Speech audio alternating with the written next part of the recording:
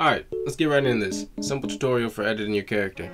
Alright, in the beginning you'll see you'll have this wheel or you'll have precise, which allows you to pick your character a little easier. I would usually use this one because it makes it just quicker.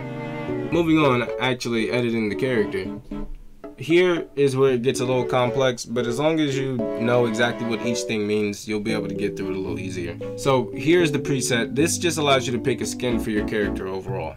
It really doesn't do much but change your character's color slightly. So I would just suggest either going in and changing the colors yourself if you really wanted something more unique. This changes the color of your character's skin. If your character has fur, you really won't see the change with the actual color of him overall, because it changes his skin, not the color of his fur. So you really won't be seeing your skin color too much if you're like a bear or a bird, because they have fur and feathers. But for a dragon and for a human, you'll be editing the skin and it'll be changing the full color of your person. Now, for other characters who have hair, when you go into properties, this is where you'll be changing the color of your full body. See, as you can look over here, that gives you a color choice.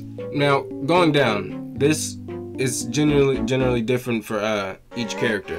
So the dragon, he's allowed to edit his mane, his body hair, his tail, and his antenna. Moving on, this is where it actually gets a little more complex. So when you're editing your character, you'll see up here in the upper left, it highlights exactly which part of your face or your arms or your body that you're actually going to be editing, so you're not confused by what sliders are actually doing when you move them around.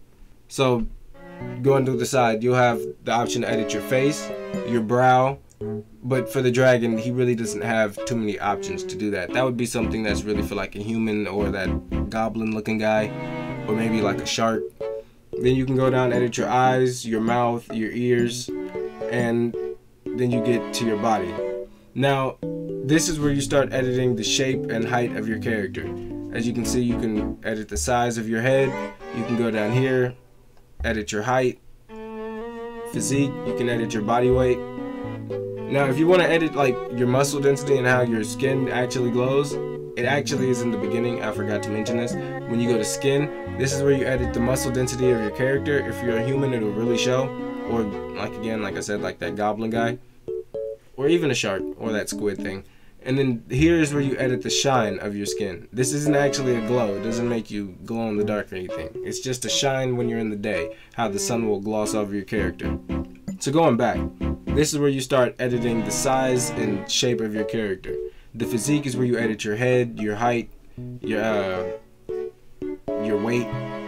Then you go down, you can edit your arms. It's just like editing your face. You can pick which individual spot of the arm you'd like to edit, whether it be your hands or you wanted to just get your upper arms. And then going down, you edit your torso, your legs, your tail, and your antenna. So it says antenna, but that's actually just saying whatever's on the top of your head. It could be horns, it could be antenna, it could be anything. Now, going on to makeup. Makeup only applies for humans or things of that nature, which can actually put on makeup. For animals, you'll just be editing the pupils, the iris, and your eyelashes, and then it'll set you off. So going on, because I don't want to take up too much time, the preview, this just shows what you're going to look like when you're wearing armor, because some animals actually look kind of goofy when they wear armor, I'm not going to lie.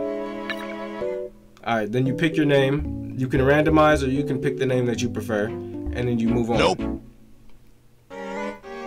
Oh, this is taken?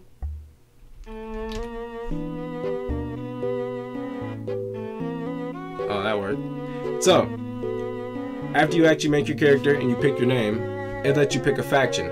When you actually pick a faction, you're actually tied to that part of the world until you can move freely throughout the continents.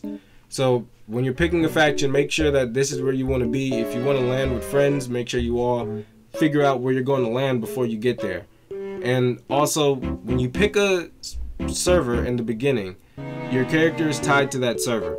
So make sure, if you're playing with friends, you all make sure you know exactly where you're going to go. Server-wise, what faction, and where you're going to land. Because this is where it gets a little confusing. So after you pick everything that you want and you go in and grab a faction, it'll take you to this map and it'll allow you to pick exactly where you want to land. So it's a little tricky if you're trying to land with friends, because the map really doesn't give you too many landmarks. It tells you right here in the upper left, the upper right, exactly where you're landing, but you know, it's a big map.